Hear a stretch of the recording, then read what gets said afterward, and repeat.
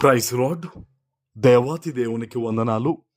ప్రభు నామమున మీ అందరికీ నా ప్రత్యేకమైన వందనాలు, శుభాలు తెలియచేస్తున్నాను. మీ ప్రార్థనావసతులు నాకు తెలియచేయండి. తప్పకుండా నేను మీకోసం ప్రార్థిస్తాను.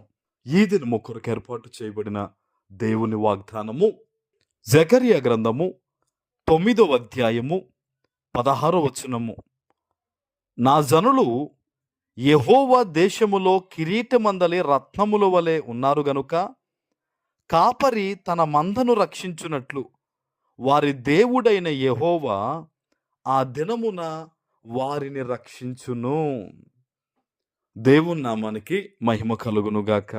హల్లెలూయా. ఈ ఉదయకాల సమయంలో దేవుడు గొప్ప వాగ్దానాన్ని నీకు అందిస్తూ ఉన్నారు.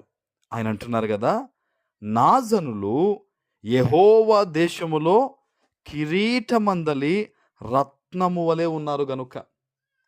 చాలామంది వారి జీవితాల్ని ఎలా పోల్చుకుంటారంటే, మేము చాలా తృణీకరించబడ్డాం, మేము పెంట పురుగుల్లా ఉన్నాం, ఇంకా నా జీవితం అయిపోయింది అని అనేక రకాలుగా వారి జీవితాన్ని చాలా హీనంగా ఊహించుకుంటారు. కానీ దేవుడు నిన్ను ఎలా చూస్తారో తెలుసా? కిరీటమందలి రత్నము వలె ఉంటావంట. నువ్వు ఉన్నతమైన స్థానంలో నువ్వు ఉండాలని, నీ బిడ్డలు ఎప్పుడూ కూడా అనేక మందికి ఇచ్చేవారుగా పెట్టేవారుగా ఉండాలని, నీ చేయి ఎప్పుడూ కూడా అనేక మందిని ఆదరించే స్థితిగతుల్లో నువ్వు ఉండాలని ఒక ఉన్నతంగా దేవుడు నిన్ను ఆలోచన చేస్తూ ఉంటారు. ఈరోజు దేవుని యొక్క వాగ్దానాన్ని జాగ్రత్తగా విను.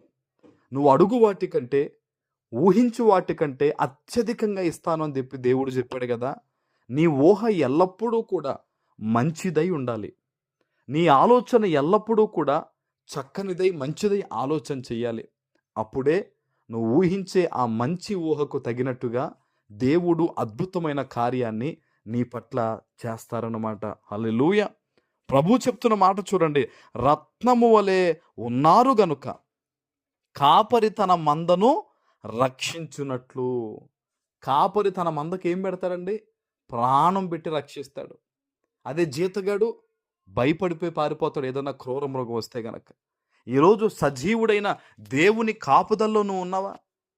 ఆయన చిత్తానుసారంగా జీవిస్తూ, ప్రభువా ఏమైనా సరే నీ చిత్తం ప్రభువా, నేను నీకు తలయొగ్గుతానని చెప్పేసి నువ్వు ఆలోచన కలిగి ఉన్నావా? కాపరి తన మందను రక్షించున్నట్లుగా ఈరోజు దేవుడు నిన్ను, నీ కుటుంబాన్ని, దూరంగా ఉన్న నీ బిడ్డలను సమస్తమును కూడా రక్షిస్తాను అని ప్రభు వాగ్దానం ఇస్తూ ఉన్నారు. హల్లెలూయా. ఆయన అంటున్నారు చూడండి, ఆయన అంటున్నారు, దేవుడైన యెహోవా ఆ దినమున వారిని రక్షించును. దేవుడైన యెహోవా రక్షిస్తాడు నిన్ను, నీ కుటుంబాన్ని కూడా. దేవుడికి తారతమ్యం ఉండదు. దేవుడి దగ్గర హెచ్చు తగ్గులు ఉండవు. ఆయన ఒకటే కోరుకుంటాడు, నా బిడ్డలు నాతో ఉంటే బావున్ను, నా బిడ్డలు నా మాట వింటే బావున్ను, ఇదిగో నా వాక్యం అనే ఖడ్గమును పట్టుకుంటే బావునని చెప్పేసి దేవుడు ఆశపడుతూ ఉంటాడు నీ పట్ల. హల్లెలూయా. అందుకనే ఎప్పుడూ కూడా వాక్యం మన హృదయంలో ఉండాలి. వాక్యం మన దగ్గర ఉంటే మనం ధైర్యంగా ఉంటాం. ఎందుకంటే వాక్యమే దేవుడు. వాక్యమై ఉన్న దేవుడు నీతో ఉంటే ఇంకా నీకు ఏ ఇబ్బంది ఉంటుంది? నువ్వు ప్రార్థన చేసిన ప్రతిదీ దేవుడు ఆలకిస్తాడు. నువ్వు ఆమోదించి ప్రవచించిన ప్రతిదాన్ని దేవుడు ఆమేనంటాడు. కాబట్టి ఎప్పుడూ కూడా నువ్వు సిద్ధంగా ఉండి రక్షణలో ఎప్పుడూ కూడా నువ్వు ఎదుగుతూ ఉండాలన్నమాట. ఆయన చెప్తూ ఉన్నాడు, కాపరి రక్షించినట్టుగా నేను రక్షిస్తాను. వారు రత్నముల వలె ఉంటారు, వాళ్ళు కిరీటమందల రత్నం వలె ఉంటారు వాళ్ళు నా బిడ్డలని చెప్పేసి ఈరోజు దేవుడు చెప్తూ ఉన్నారు. కాబట్టి వాగ్దానం ఎత్తిపెట్టి ప్రార్థించి ఆశీర్వాదాన్ని పొందుకో. ఆమేన్.